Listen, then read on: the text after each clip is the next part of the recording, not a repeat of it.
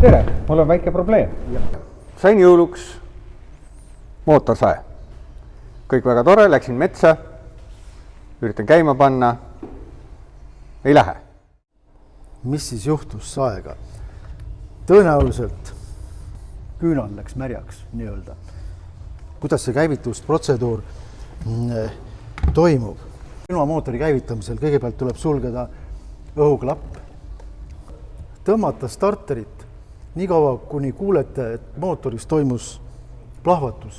Ta läheb paariks sekundiks tööle ja siis mootor jääb seisma.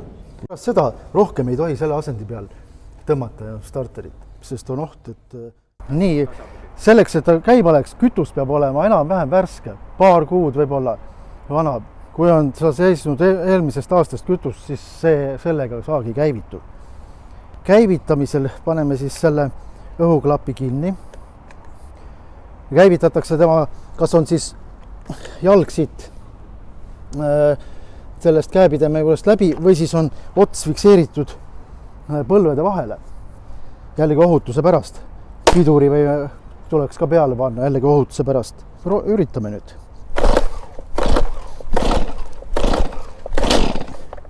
Kuulsite?